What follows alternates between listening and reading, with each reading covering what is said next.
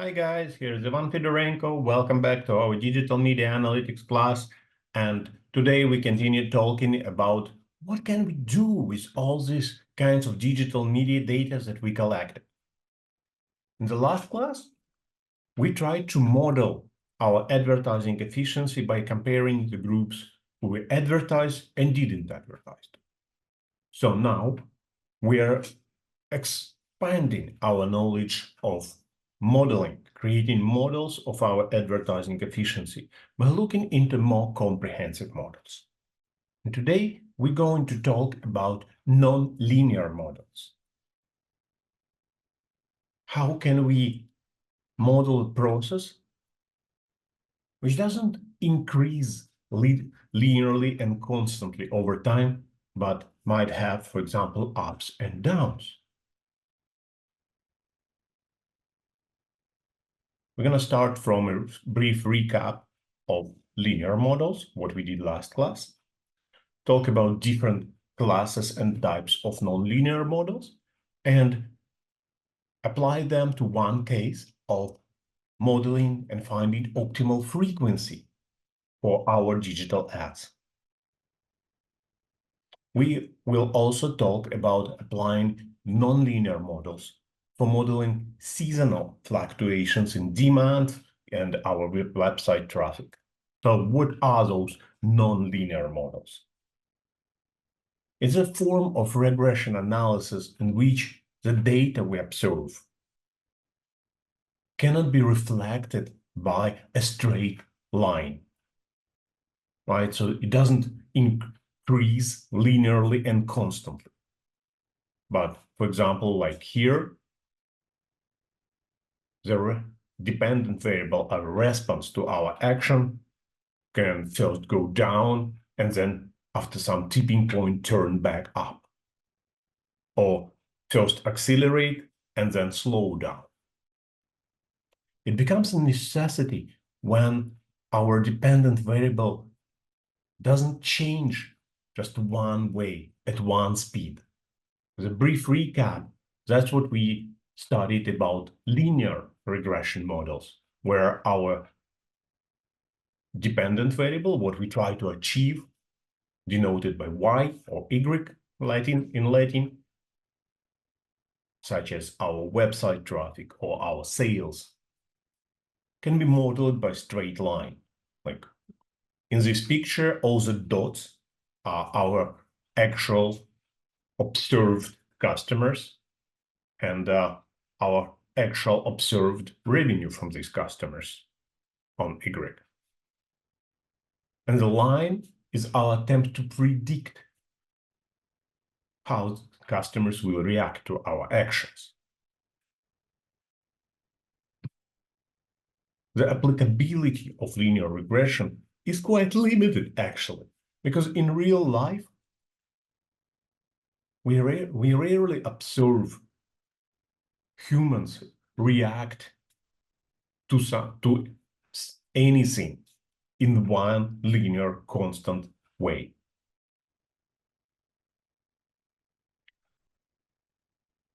Linear regression tries to draw this line, a line, by minimizing the errors. Errors are the distances, these vertical distances between each actual observation, each customer, and the value of revenue we predicted for this customer, and actual customer. So the line is what we predicted we will get from this customer, and the dot is actual revenue, what happened. We want to have these distances, these errors, as low as possible. So the linear regression algorithm tries to change the slope of this line, and tries to change the position, moving it up and down, left and right. So to minimize the sum of these errors.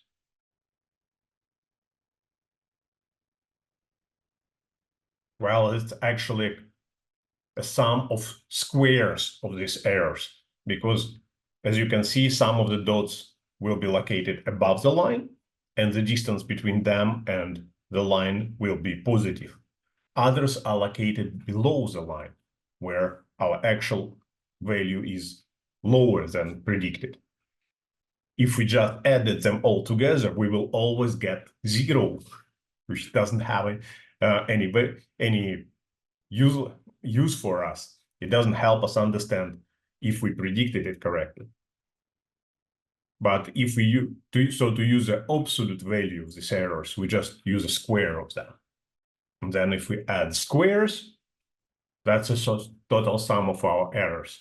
That's why most commonly used models are called least squares model. So we want to try to get the least sum of these errors. So the way we predict and the way we assess the quality of a model is the square total of all these errors, residual errors. And in some cases, drawing a straight line doesn't predict it well. Two situations where linear regression model will not work good. First, when we see a diminishing returns to our action. Because the most obvious example is advertising frequency. If we advertise to this one person over and over again, 10 times per day, will it increase the probability of buying from us? Probably not. Probably at first, yes. If they don't know our brand, they never heard of us, each time we advertise to them, the probability of a purchase will increase quite a bit, up to a certain point where the effectiveness of ads starts decreasing. With each additional impression, each additional time we show our ads to this person, it will add less and less and less to the good attitude towards our brand. So the return on our advertising investment will be flattening up until the point, probably, or most likely, where we start just annoying this person, serving them the same ads again and again. And instead of increasing their good attitude and probability from buying of us, additional ads will start decreasing it. This is the idea behind frequency cap, setting the maximum advertising frequency for one person, limiting the number of times a single user can see our ads online. Can we model this kind of process with a straight line? If we draw this straight line here, it will be misleading in many ways. First, a straight line will at some point have to cross the horizontal axis. So chances are the straight line will predict a negative probability of purchase, lower than 0. And probability cannot be lower than 0. That's impossible physically. But also straight line will always predict increase, a positive return on investment, which just isn't true. We know it's not true. So that just using a regression analysis here with a linear model would be misleading. For these two situations where there's a diminishing returns and tipping point, change of direction, we want to use a nonlinear model. The most obvious case of nonlinear model is when our dependent variable reacts not only to our action, but to square of our action, or cube of our action. Our independent variable in power 2 or in power 3.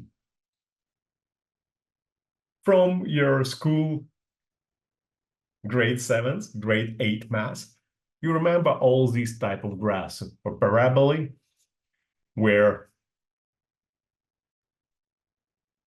where we can observe the whole or part of it, which can be decreasing and then bouncing back up. Or if the sign in front of a coefficient is negative, that would be inverted parabola, which first increases and then turns to decrease. Alternative which better models a decreasing returns or flattening returns on our investment is a square root or cubic root function. It reflects a situation where a return slows down, it flattens and decreases, but never really turns back down. It never inverts. So these are two possible situations for modeling return on any digital marketing action. Depending on whether we predict it to slow down as we increase our investment, or if we expect it to actually flip and turn and start working to detriment of our company. We can use either square root or power functions such as square or cube function.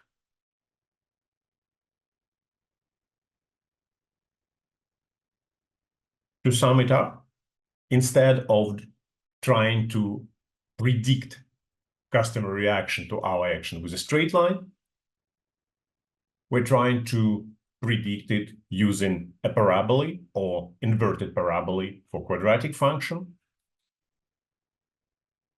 And to assess which model works better, we will use a sum of errors, residual errors S, or R square, which reflects which share of a variation we actually predicted with our model. In our example, the data set that you have on hand from your advertising experiment assignment, we can observe all the customers in the data set and the revenue we get from these customers. If we try to model it with a linear regression, with just a straight line, where horizontal would be frequency, a number of times each customer sees our ad, and vertical will be predicted revenue from that customer. It can draw us a line like this. As you can see, the distances, these errors between actual consumer behavior and predicted consumer behavior, these distances are very large. There's a lot of errors, and this model doesn't really predict it that well. Standard errors are large, almost 38, and predictive power of this model, R square, is just about 4%. We can explain only 4% of consumer behavior with that model. What happens if we try to model it with a quadratic function? To do that, we create a new variable, frequency in power 2, and add it to our regression model. So we have the same Y, the same dependent variable, revenue column, but now we have at least two axes, column of frequency and columns of frequency square. As you can see, this model predicts a kind of an inverted parabola relationship, where probably predicted revenue per customer first goes up, maxes out at some point, and then tips, flips back down and starts decreasing. What's more important, this model is a little better fit, because the standard error is lower. Instead of 37.7, it's now 37.1. And predictive power of this model is almost 7%, instead of 4% that was for a linear line. That means that the quadratic model with this inverted parabola fits our actual data a little better, and it is almost twice better at predicting consumers' reaction to our action. It's not a good model yet, right? But it is better than it was with a straight line.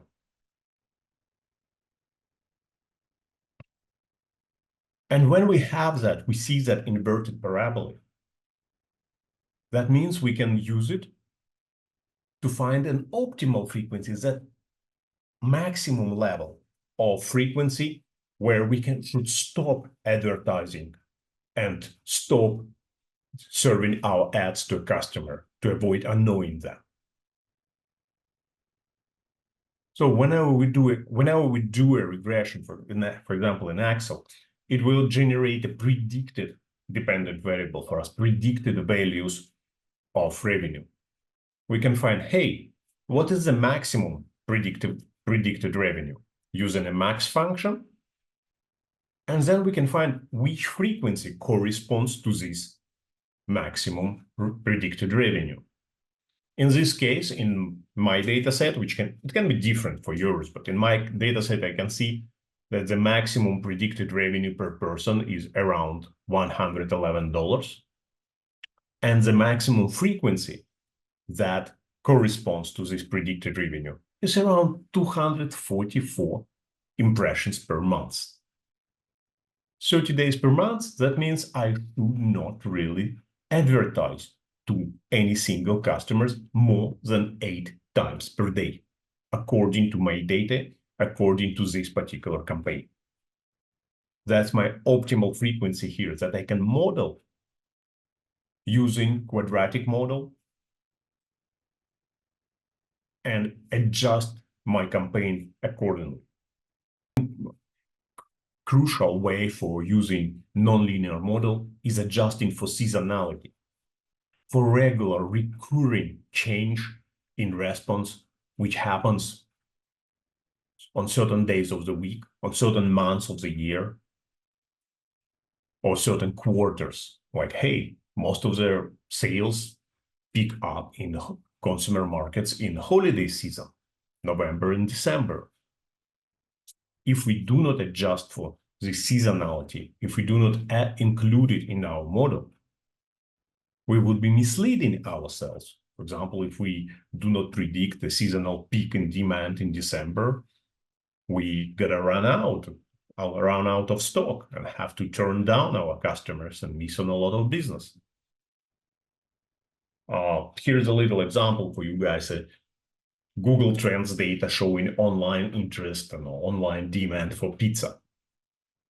Surprisingly enough, we can see that the interest in pizza peaks on Christmas week. I didn't know that.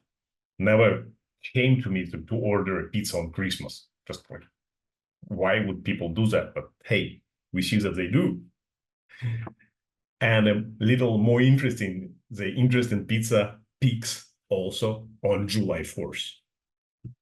So we gotta use not only a linear trend, we see this increasing trend in interest in pizza. We know the demand for pizza seems to be growing in the last couple of years. But we also should predict these seasonal peaks and seasonal plateaus and dips in demand. One way of doing it would be adding additional variable to our model, which would reflect, for example, Christmas. So we'll have some base interest in pizza at the beginning of our observed period. We would have a trend, slowly increasing linear trend for growing demand for pizza. And also we have a variable for Christmas, which we can only take 2 values. 1 if it's Christmas week, and 0 on any other week. So it would reflect this regular peak for Christmas demand. We could do the same by adding a variable for July 4th week, or additional binary variable for this August dip in demand, which would reflect slow business for us in mid-August, right? This green points.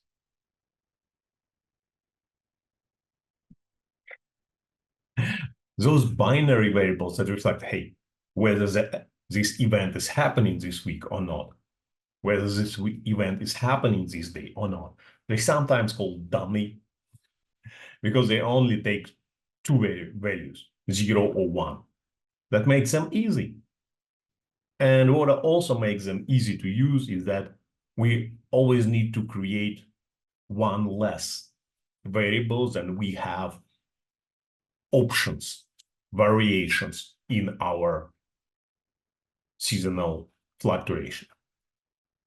For example, if we have Christmas, we don't need to create two variables for Christmas, just one, 0 or 1.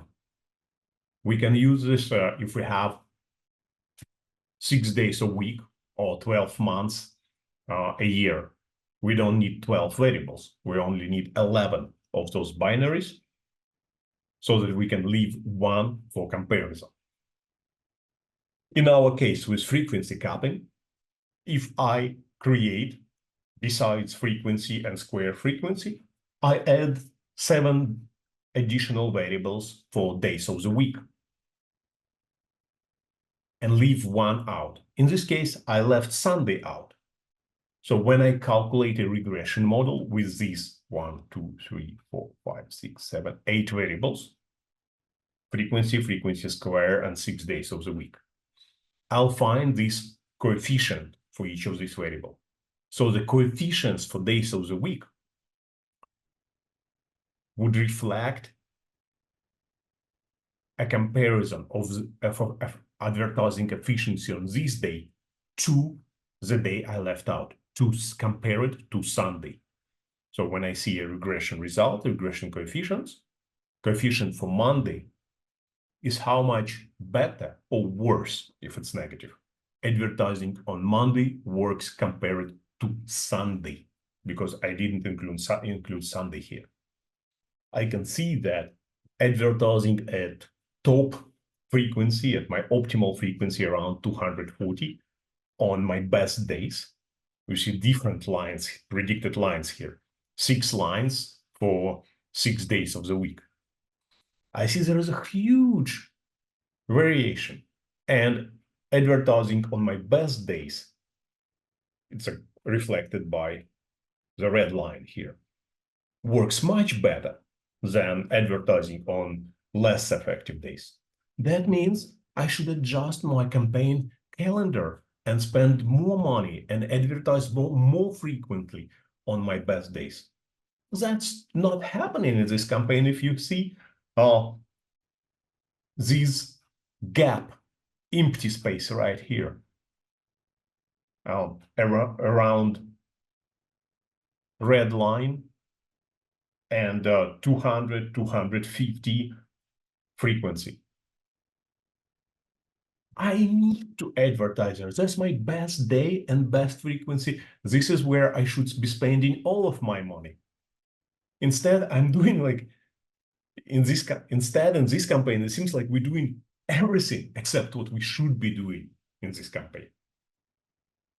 This campaign is losing a lot of money because it's not scheduled properly by proper day of the week. Can you help me out and identify on which days of the week we should be spending more money on this campaign? That's what your next assignment is about.